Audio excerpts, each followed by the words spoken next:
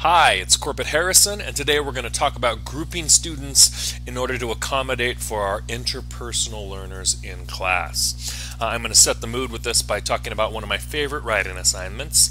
It's inspired by the book Caves, a nonfiction picture book by Stephen Kramer. Stephen Kramer is also a teacher, but he writes nonfiction books that are pretty good. I invite you to that. If you ever want to find this lesson online, I have a write-up for it. If you just Google Corbett Harrison and what isn't there, the top link that comes up in Google should be this particular lesson.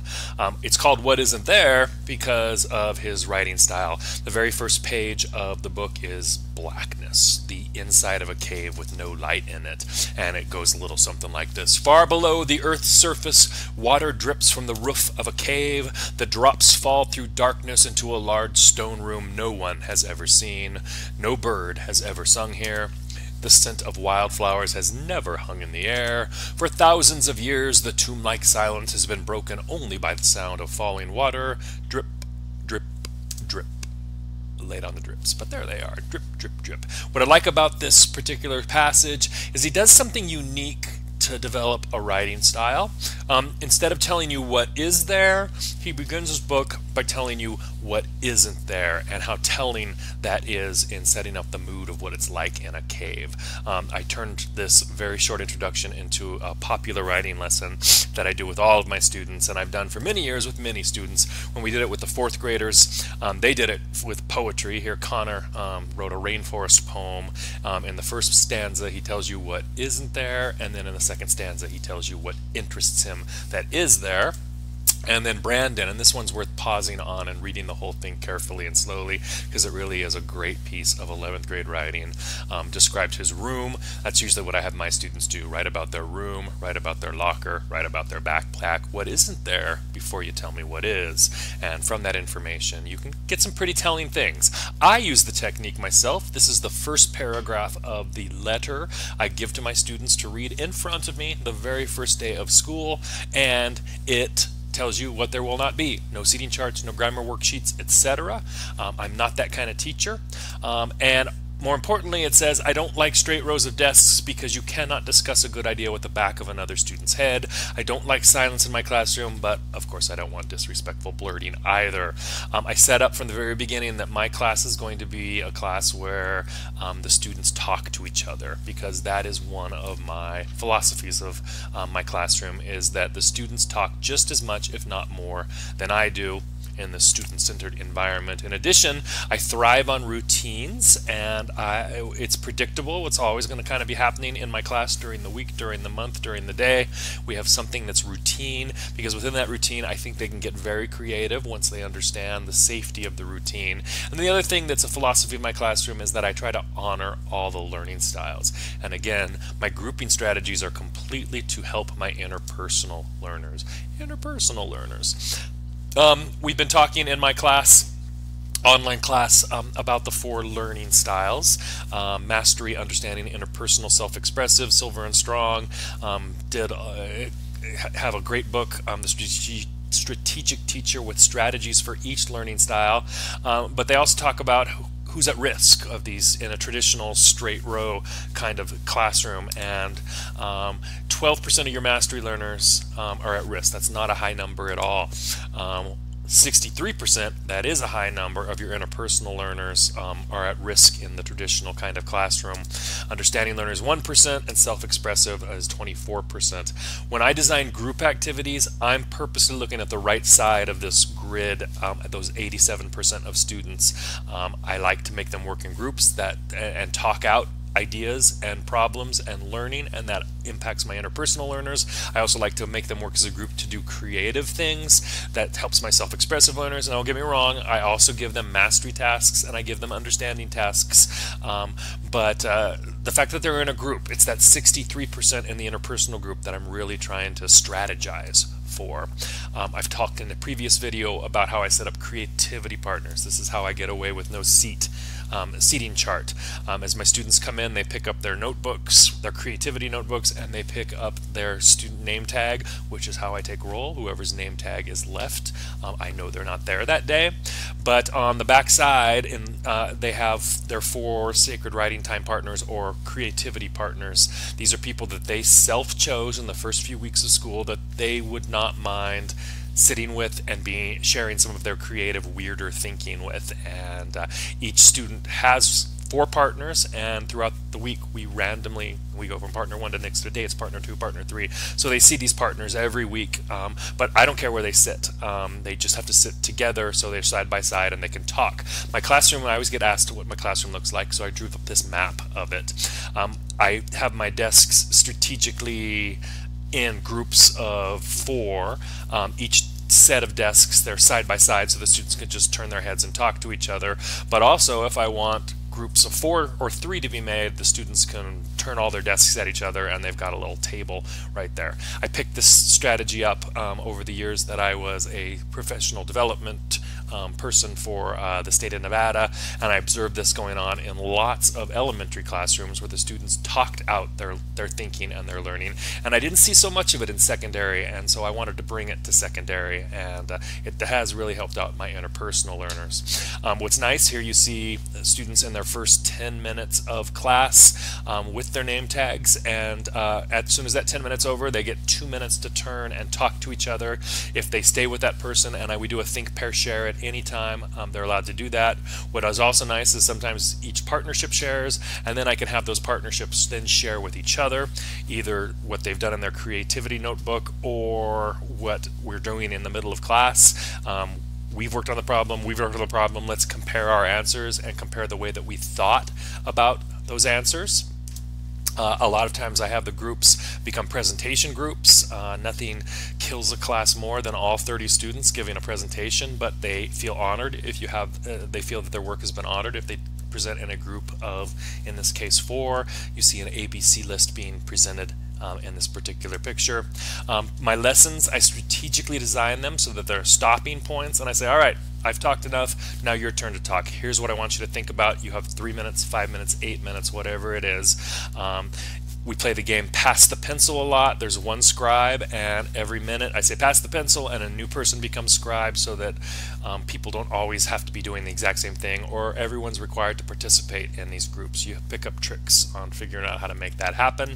A lot of times the group is required to build something after a 20-minute lesson. Now build this, and even though my tables facing together make wonderful tables, the 4 desks make a wonderful table for the students to work on, they still drop to the floor and work on the floor all the time. I don't know what it is about students liking the floor so much, but so we'll go back to this configuration. This is how it starts, and so here you see 4 sacred writing partners. They have ended up in desks that were not the same desks they ended up the day before. I just learned how to do this. Those 4 students, just so you know, in my classroom, we're sitting right in this configuration. They stay there for the first 10 to 15 minutes of class, and then I strategically group them somewhere else. I move them around. One person might stay in the group of 4, but the other 3 have to move around based on some strategies I use. I do have a set of random cards I created a few years back when I was bored, and I have sets for 16 students all the way to sets for 33 students, and based on how many students are in class that day, I can pass out these cards randomly while the students are in that 10 minutes of creative beginning, that routine. And then what I use the cards to divide them up. This is a vocabulary set. Some of the cards have vocabulary words on them, some of them have grammar lessons on them. But the idea here is, let's say I decide today, hey, we're gonna all look at our R word on our verb acrostic, and everybody has to go find the group of 2 or 3 other students that has the same word you do. There will be a PowerPoint slide that comes up that tells you what the groups will be. And so these are the 8 groups in this configuration that will sit in those different quads around my room. It gives them a 2 to 5 minute task that they have to do together as a group so that I can get the group starting to work as a group. Simple little activity here. They have to put this word in a sentence with a context clue. Each group member does, and then they have to share it. There's also a second activity, if I have time for it, where they have to think about other words that might have the group's underlined root and in the word. And so that's one way that I fancily divide them up into random groups. You can just as easily do it with a deck of cards while they are writing those first 10 minutes while they're being creative. I can stack a deck so it's got 4 aces, 3 kings, 4 queens, 3 jacks, whatever it takes, so that I have 29 or 27 different groupings.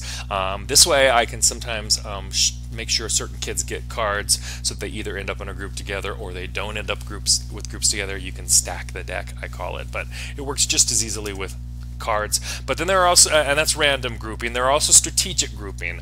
My students, there really isn't a good online inventory for students to take to discover if they're mastery, interpersonal, understanding, or self-expressive. But if you showed them a list of activities that those learners like or don't like, my students can pretty easily figure out which 2 they feel are their strongest. And once I have that information, that data, I can strategically build a group that has a mastery, interpersonal, understanding, and self-expressive person in it as either their first or their second choice, so that all different learning styles can be represented in a particular group.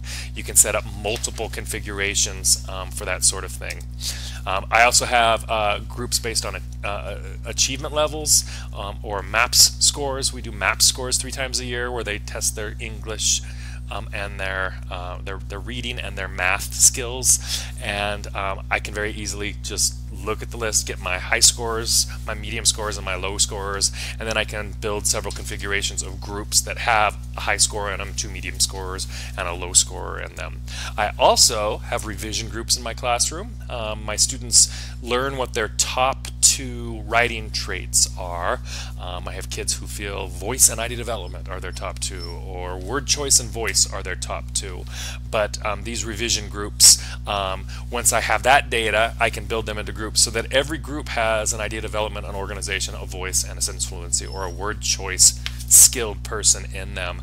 And then I can make sure that what's nice about that is if you don't feel you have good voice skills, you have someone in your group who can give you some good advice on how to revise for voice skills. The last grouping I often do is editing groups.